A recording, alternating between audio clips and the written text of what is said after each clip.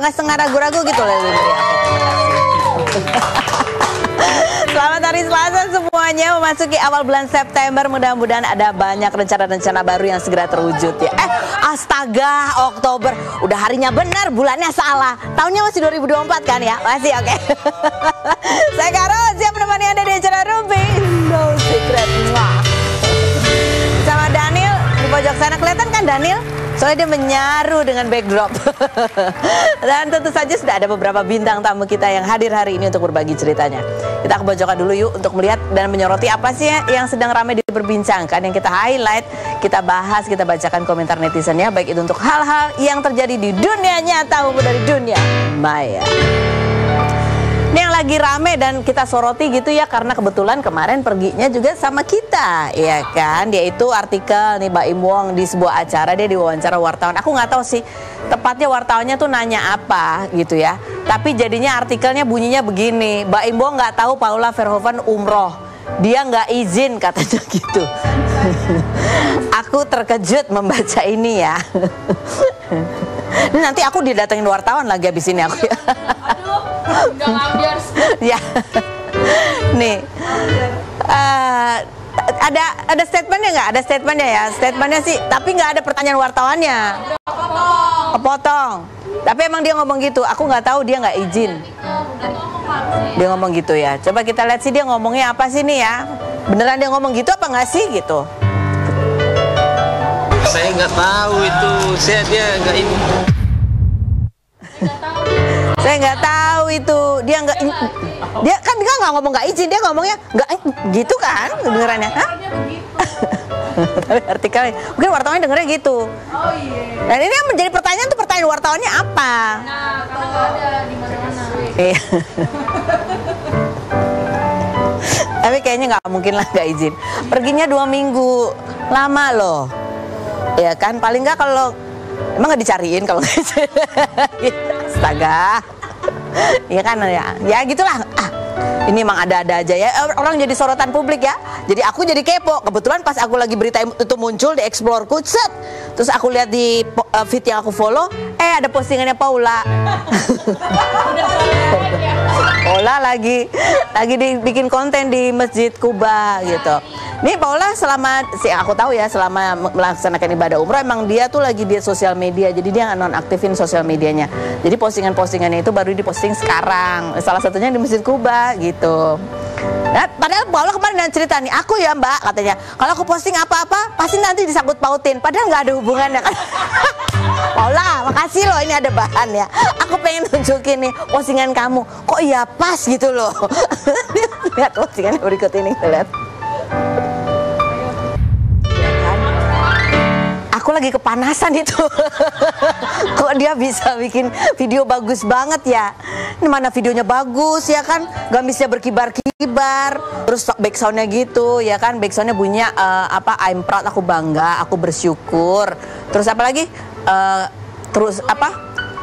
teruskan pokoknya kamu melakukannya dengan baik. Terus apa lagi, terima kasih Tuhan, cobaan dalam hidup memang berat, tapi kamu membuatku lebih kuat kan gitu ya. Ini mungkin aja nggak ada kaitannya kan memang, tapi pada saat itu ya memang panas banget ya itu. Mungkin maksudnya itu. Bukan artikel yang terbaru, bukan ya. Aku telepon Mbak Im deh. Oke, nanti aja. Mbak Im kan suka gitu ya. Aku telepon lagi deh, aku telepon Mbak Im. Ya, lihat aja lah ini emang kita menjadi sorotan karena ya kebetulan aku lagi perginya bareng sama Paula kemarin ya. Nah, ini ada wawancara juga dengan Paula. Nggak ada hubungannya. Iya, tapi ini kemarin jalan-jalan. Oh, kemarin kita jalan ini, kita salah satu cuplikan ketika kita wawancara sama Paula di Dubai. Dia cerita tentang perubahan penampilannya begitu ya. Seperti apa? Kita lihat yang berikut ini cuplikannya. Supermodel ataupun kita nggak bisa kayak aku ngomong ini ya, aku nggak bisa, namanya model ya itu buat diri gitu. Cuman berhubung kita sudah menikah, kita tahu ya, kita kan fokusnya udah berubah kan Pak, fokusnya keluarga, ditambah lagi kita tahu kita menikah dengan siapa gitu. Dan terus juga memang waktu saat menikah kan aku memang mencari yang bisa ngemamin aku juga kan gitu. Terus akhirnya aku pelan-pelan untuk menutup baju, untuk pakaian, merubah gaya penampilan gitu. Bukan karena, ya pasti awalnya karena pasangan. Tapi akhirnya aku belajar agama, makin belajar akhirnya ternyata memang di agama kan dianjurkan seperti itu. Jadi itu semua transformasi aku ya pelan-pelan aku belajar dari situ gitu. Itu komentar netizen terhadap artikel yang bunyinya Baim nggak tahu, nggak izin, Paula nggak izin umroh itu ya. Komentar netizennya bunyinya adalah, lu ngomong sama istri lo baik, bukan ngomong di sosmed. Istri itu pakaian suami, sebaliknya suami juga pakaian istri. Gede banget gue sama laki model begini. Orang jadi marah nah Mbak Im. Masa sih nggak tahu, bohong banget. Jangan gitulah ngomongnya, secara nggak langsung itu menggiring opini kalau Paula istri yang kemana-mana nggak pernah izin suami. Yang berikutnya, kalau memang dia masih mau mempertahankan keluarganya, walaupun dia nggak tahu Paula pergi umroh, kenapa nggak bilang aja kalau dia tahu walaupun bohong? Kenapa harus menjatuhkan istrinya di depan media? Kalaupun nggak tahu kan bisa dia komunikasi baik-baik dengan istrinya gitu. Ini banyak perempuan ibu-ibu di sini yang pada ngebelain Paula. Yang berikut, gimana lo mau tahu kalau lo nggak peduli sama kehidupan istri lo? Jangan-jangan juga itu Paula umroh pakai duit pribadi. Oke, yang berikut. Nih, ada yang bilang Paula sedang menenangkan diri dengan cara dia umroh. Yang berikutnya komentarnya, banyakin bersyukur lo Baim sebelum menyesal, katanya gitu ya. Lagi berikutnya. Ya, kita doakan yang terbaik ya buat mereka berdua. Kita ada bintang tamu yang akan kita ajak ngobrol-ngobrol. Kalau ini juga teman aku dari lama banget. Sama-sama kita bintang iklan dulu, ya kan. Tapi waktu bintang iklan aku udah jadi ibu-ibu. Sekarang masih ibu-ibu. Kalau dia dulu tuh, dulu lihatnya, bule banget. Sampai sekarang juga masih ya. Ada Bertrand Antolin, kita lihat dulu profilnya berikut ini. Bertrand Antolin, aktor kelahiran 1980 ini pernah beradu akting dengan Marcella Zalianty dalam sinetron Sevilla tahun 2002. Pria yang bersahabat dengan Dewi Sandra sejak membawakan acara musik yang sama pada tahun 1999 ini mengaku kesahabatnya bisa membaca karakter dan aura seseorang. Bertrand yang masih single ini April lalu memposting sorot matanya saat membintangi film Apa Artinya Cinta tahun 2004 versus sorot matanya tahun 2024 yang dikomentari netizen sekeluarga dengan Edward Cullen, karakter vampir di film Twilight, karena tidak pernah menua. Pria yang kerap memposting momen bersama mamahnya ini Februari lalu menemani mamahnya pemeriksaan rutin setiap 6 bulan di Malaysia, namun ditemukan adanya indikasi kanker payudara. 4 September kemarin, Bertrand tidak sengaja bertemu dengan sahabatnya Bunga Zainal dan mengaku ikut sakit kepala mendengar cerita Bunga yang menjadi korban dugaan penipuan investasi bodong senilai 15 miliar. Bagaimana kondisi terkini Mamah Bertrand Antolin? Dan seperti apa dukungannya terhadap Bunga Zainal? Saksikan kisah selengkapnya hanya di Rumpi No Secret. Oke, kita sudah bersama dengan Bertrand. Tapi ini Antolin ya. Antolin. Emang banyak ya sekarang? Banyak ya? Banyak. Banyak. Kemarin Bertrand. Ada Bertrand Petro, ada Bertrand Tio, banyak sih. Banyak. Tapi banyak. Kamu yang aku kenal lebih lama yaitu Bertrand Antolin. Ini ada postingan kamu. Kamu sendiri posting di 2014 versus 2024. 2014 itu which is 2024. Kenapa tulisannya 2014? Sabar. Aduh. Karena aku ketahuan kalau aku nyontek salah ya kan, 2004. Tadi bulan juga salah. Bulannya juga salah. Itu bukan nyontek padahal. Nah, agak ingatan bulan dan tahun ya agak. Iya. Kamu kalau di sini di foto ini ya, mukanya jadi kayak salah. Stephen William jadi kayak kamu ya. Oh iya. Muka gue pasaran kok emang. Gue pasaran emang. Pasaran di mana-mana. Bertrand. Aku ingat banget pertemuan dulu, lihat kamu dulu gitu. Di mana? Ada event apa sih? Pokoknya kamu mewakili satu brand rambut itu kan. Itu kan sama-sama satu company itu ya kan. Kalau aku lihat-lihat ingat-ingat sekarang, sosok kamu dulu itu kayak sekarang tuh yang lagi viral tuh Boy William. Boy William. Ya kan yang kayak asik bahasanya campur-campur gitu ya gitu. Jadi kekinian banget gitu kamu. Iya. Padahal kamu tuh katanya dulu tuh aslinya pemalu. Sampai sekarang masih gue. Malu-maluin. Ini kalau lihat mukanya kayak nggak ada perubahan ya. Ada, beda. Apa bedanya? Gendut, kurus. Masalah itu. Yo kan gue. Masa sih kamu pemalu, Bertrand? Banget. Sebenarnya. Banyak insecurities, banyak anxieties. Banyak anxiety? Yes, actually. Padahal overthinker. Yes, I am. Dulu ya seingat aku nih ya, waktu dia pertama kali muncul iklan tuh banyak orang yang menganggap kamu sombong. Gue sombong karena gigi gue dulu jelek. Gue nggak jarang senyum. Jadi setelah di veneer, ya Dor, jadi banyak senyum.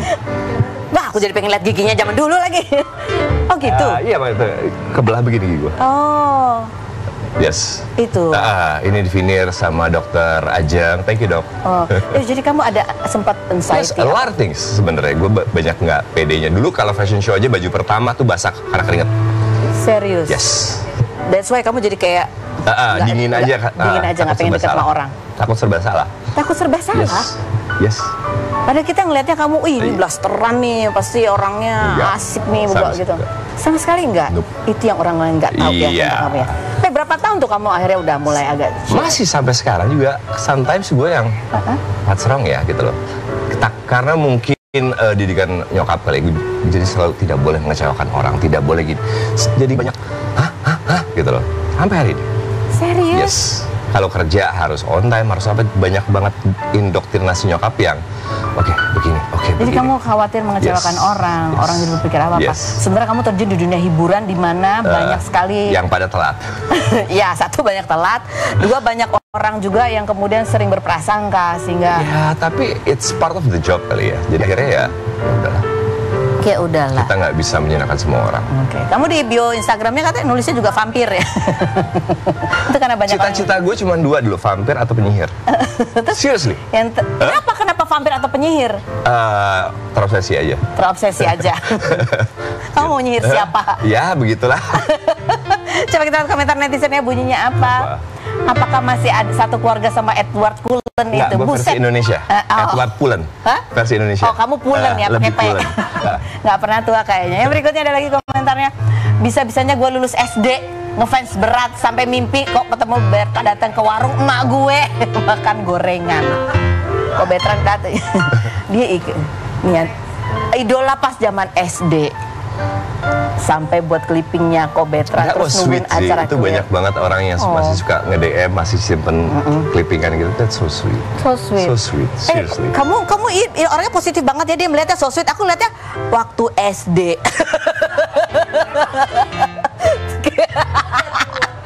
Aduh, gitu. Agak jejek gitu kan ya. Oke, ini Cuman sebel sih kalau misalnya ketemu begini.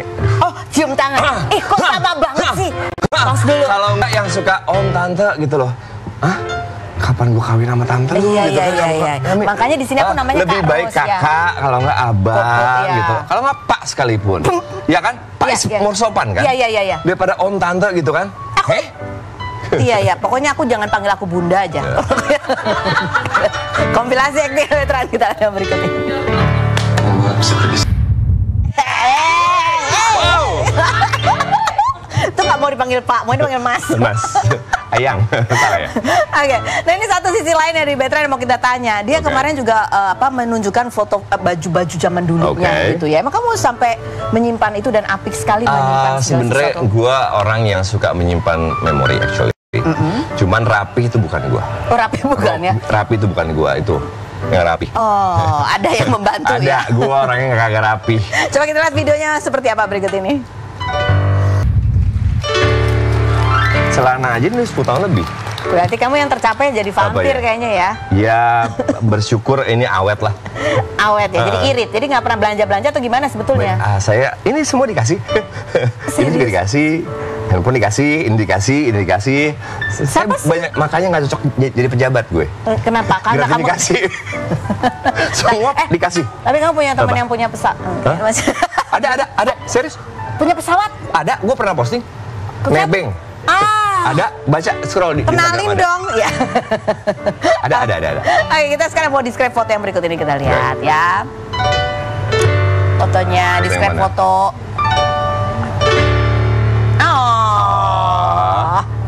Ini kan kamu teman lama juga dari zaman iklan ya kan? Kita bawain acara musik bareng. Dan bawain acara musik bareng juga. Yes. Nah, ini kita mau nanya, kan dia pernah ngomong tuh, Dewi Sandra pernah bilang, kamu pernah nge-ghosting, kamu pernah dikenalin sama cewek terus kamu ghosting itu temennya. Enggak, salah. No, never. Masa sih? No. Bukan? No. Bukan dia? No, salah orang kali. No. Tapi kamu seumur-umur ya, kamu nih. Kan kamu cakep apa segala macam. Pernah nggak sih kamu menggunakan ketenaran dan ketampanan kamu itu untuk ya itu nge-ghosting No, gini. cewek? It's like this. Kalau misalnya gue makanya gue lebih kalau di saat gue lagi keluar negeri, gue bisa ngobrol sama orang, have a good conversation, have a good connection, yang nggak tahu siapa gue. Make sense? Make sense. Kita bisa ngobrol, bisa apa, bisa berteman. Tapi pada saat ada yang minta foto, orang cari Instagram gua, orang jadi berubah. Gue ada lain baju, tolong posting dong. Understand not? Ngerti. Jadi gue jadi apa namanya? Terkadang gue keluar negeri, gue nggak jadi Bertrand. Kita bisa ngobrol sama orang tanpa apa ya? Orang yang nggak punya agenda, gitu loh. Orang yang nggak tahu siapa kita. Make sense? Gitu loh. Jadi kamu merasa lebih nyaman begitu? Sometimes yes. Jadi orang tulus ngobrol sama kita, ya kan? Gitu. Ini kamu sering merasa bahwa di dalam lingkungan event terhadap sama-sama ya teman-teman? Sama, kadang gue pernah dapat WA, sebuah gambar, posting tag ke ini, kok nggak ada excuse me, nggak ada apa kabar, boleh minta tolong nggak? Ada yang kayak gitu. Namanya bermerek gitu loh. Kok nggak ada sopan-sopannya ya? Understand? Iya. Makanya gue, udahlah. Tetap gue lakuin walaupun gue jawab. Itulah dia sisi lain seorang Bertrand ternyata ya. Gitu. Apa itu manners kamu kalau nggak buat gue sih. Kamu nggak nyaman juga ya? Bukan karena kamu overthinking, merasa bahwa kamu sering dimanfaatkan gitu, nggak? Apa ya? Dunia sudah sangat berbeda buat gue, mungkin didikan keluarga kali ya. Please, sorry, thank you itu penting. Boleh minta tolong nggak? Kak, apa kabar? Harus basa-basi dulu lah ya. Kita kalau WA kan, Kak, how are you? Gitu loh.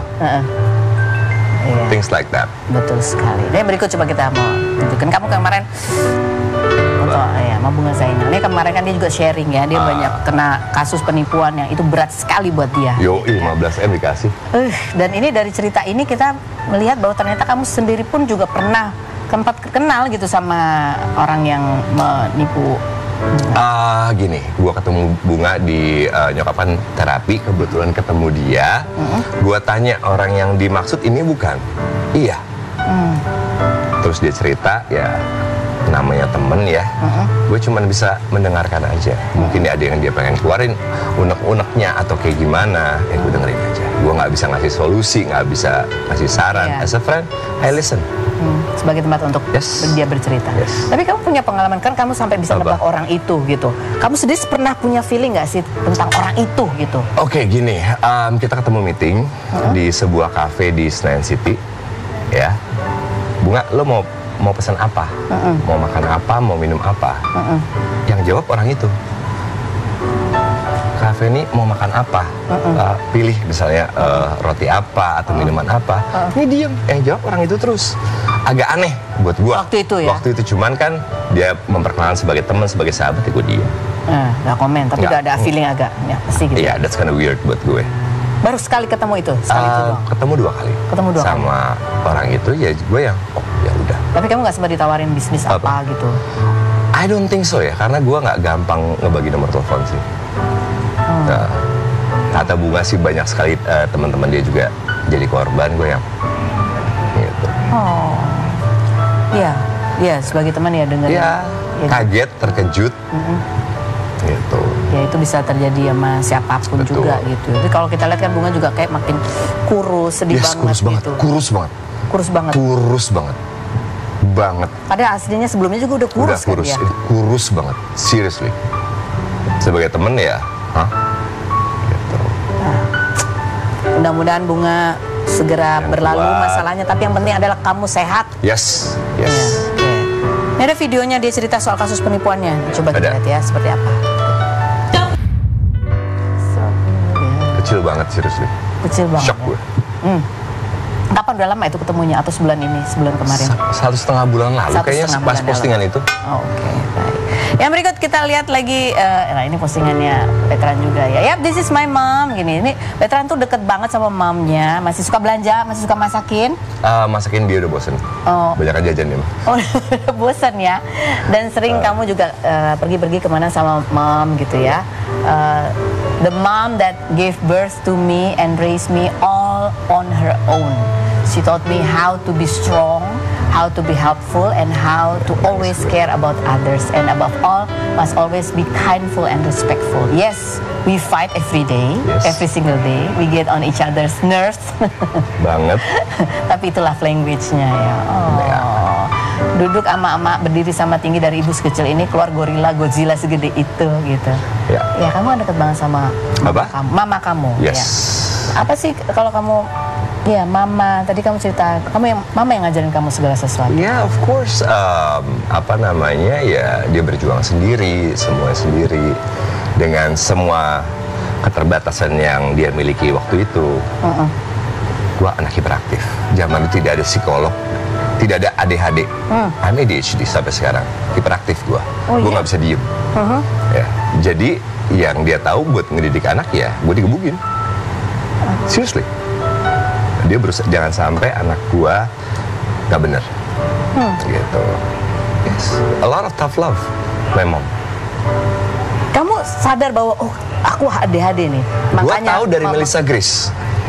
Melissa Grace kan seorang psikolog ngobrol. Lu tahu nggak lu ADHD? Enggak. Coba Google. Oh iya, all the symptoms masuk di gua. Tapi pada saat itu ketika masih kecil kan nggak ngerti dong. Nggak ngerti, zaman lu kan nggak ada psikolog di sekolah. Disetrap oleh setiap guru, setiap mata pelajaran dari TK sampai SMA. Oke. Terus ketika ya mama yang single membesarkan kamu gitu ya, kamu terus gitu, kamu sebagai anak kecil udah ngerasa kenapa sih gitu? Ada kayak gitu nggak, sempet kayak gitu? Gua lihat beda banget dia ke Bertrand sama ke adik. Gua jauh banget. Ada rasa ya jealous, right? Tapi itu yang dia mampu lakukan saat itu buat saya. Sama adikku ya aku yang provide kan. Jadi dia lebih loving. Karena dulu nyokap itu harus bikin kue jualan, nyuci baju, beresin rumah, jemput sekolah. Waktu dia yang sangat terbatas, mungkin ya jadi emosional. Tapi she did the best she could waktu itu. Ini kamu sebagai anak menyadari itu gitu kan, sampai ke titik kesadaran anak tuh selalu love the mom. Cinta, tapi sampai kamu sadar itu yang mamaku hadapi pada saat that was the best that she can do. Dengan apa ilmu yang dia punya, dengan bahkan uang yang dia punya gitu loh. Sedangkan gua makannya banyak gitu. Dia mengalah. Karena aku makan daging, dia makan ya jeroannya. Sekarang balik. Dia mau apa saya kasih, saya nggak tahu. Sejak dulu kamu sadar kesulitan itu yang dihadapi oleh mamamu? Dari dulu kamu dia remind. Udah aja nangis gue. Yes. Ya, ibu saya galak tapi bijak. Ibu saya keras tapi ada sisi lembutnya. Gitu. Saat-saat apa kamu lihat ibu kamu lagi nggak keras dan betul-betul lagi menunjukkan sisi ketidakberdayaannya? Ingat nggak ada momen apa itu? Ya pada saat dia mulai sakit, gitu, kasihan aja. Kasihan aja. Of course. Jalannya susah, jalan bisa jatuh. Gitu. Tapi sama kayak Bertrand, nggak bisa dibilangin. Maunya apa ya? Orang tua seumur dia tuh nggak ada yang makan kepiting, nggak ada yang makan durian, dia monggo. Nggak ada yang berani ngelarang. Dokter pun nggak ada yang berani ngelarang. Itu kelakuannya. Dan kamu juga mendampingi mama kamu kontrol, check up, sakit juga, pengobatannya juga. Dan itu yang membuat kamu juga mengurangi jadwal syuting. Sejak pandemi gini, Bertrand punya 3 orang tua, bapak kandung, ibu kandung, bapak tiri. 3-tiganya they have cancer, beda-beda. They have cancer. Ada indikasi cancer, gitu. Ada yang my stepdad prostate cancer, my father itu skin cancer, dan ada indikasi ada cancer yang mau dicek di bawah jempolku kaki yang dicurigain jenis cancer yang ganas. Nyokap banyak kompilasi lagunya, gua nggak bilang komplikasi ya. Ditemukan pas cek darah enzim protein breast cancer. That was kenapa? Enggak apa-apa. Gitu. So karena itu ya saya merubah pola hidup bapak ibu saya, diabetes. Saya stop minum manis, makan manis, puding, dessert, cake, stop. Terus karena CA keluarga ternyata tinggi, saya mengurangi dairy, means dari susu. So it's tough. Gitu. Panikan yes. Apalagi kalau misalnya kadang-kadang nyokap jatuh di depan gua atau dapat telepon nyokap jatuh, gua seharian. Gitu. Yes. Panik gua. Apalagi kalau nggak di rumah. Apalagi kalau nggak di rumah. Jadi 1 jam ini dah yang paling. Iya, I can. Masa kadang-kadang kayak kerja keluar kota.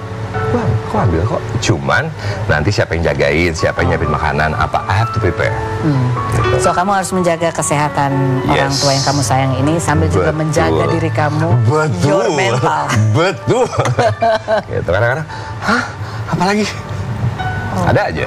Tapi ya, nih jam 2 pagi dia tahu ngegoreng kentang goreng. Kan dirinya nggak kuat. Bisa naik ke atas kitchen set. Goreng, kesiram minyak. Padahal udah saya siapin bel, dia tinggal pencet jam berapa pun gue turun tarik. Emang unik mak gue.